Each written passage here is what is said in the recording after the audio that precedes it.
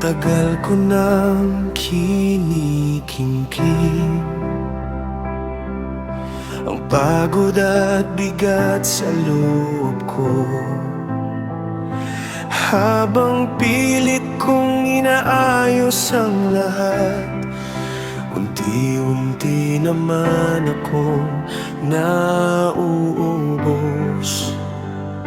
May mga sugat na hindi ko nasabi, mga frustrations na itinago ko lang,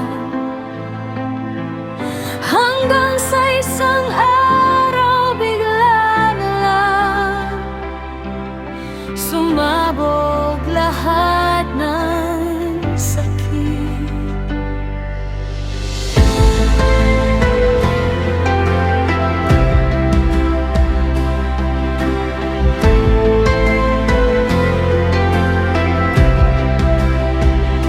Hindi pala masamang mapagod, pero delikado kapag nanigas ang puso.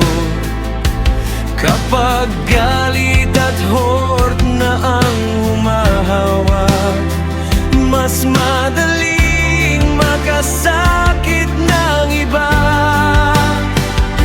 At kahit nagkamali ako minsan, hindi mo pa rin ako iniwan. Sa gitna ng weakest moments ko, mercy mo pa rin ang humawak.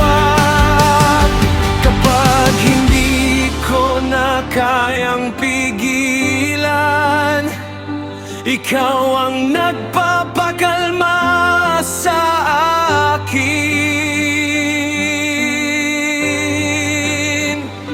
Diyos ko, huwag mo ngayang manigas ako sa sobrang pagod at frustration. Kapag galit at sakit ang bumabalot, ikaw ang magpalambot sa puso ko. Huwag mo ngayang manigas ako kapag ubos na ang lakas ko. Sa bawat disyerto ng buhay na ito, awa mo ang kailangan ko.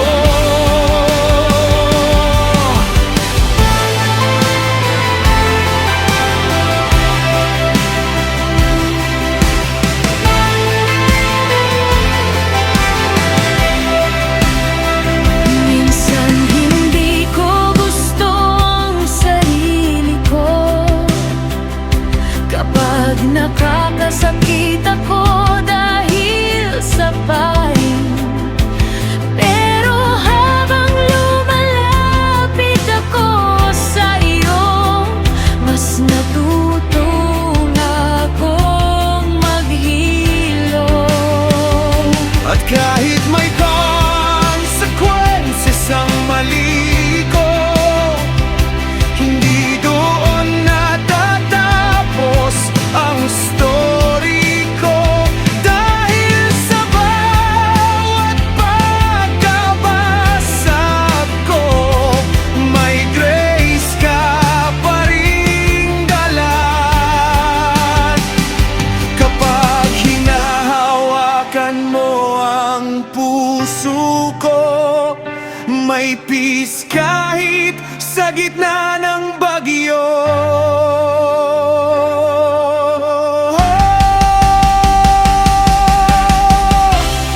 Huwag mong hayaang manigas ako sa sobrang pagod at frustration. Kapag galit at sakit ang bumabalot, ikaw ang magpalambot sa puso ko.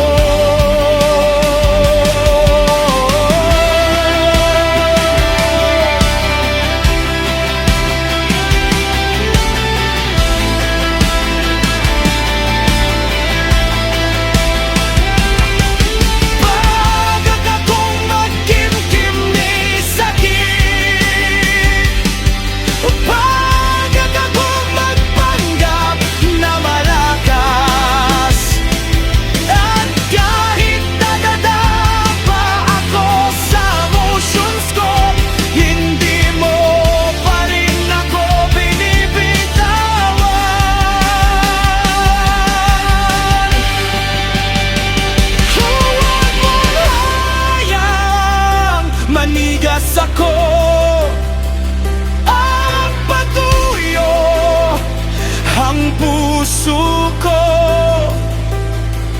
Sa bawat luha at pagkakamali ko, awe mo ang dumadaloy sa akin.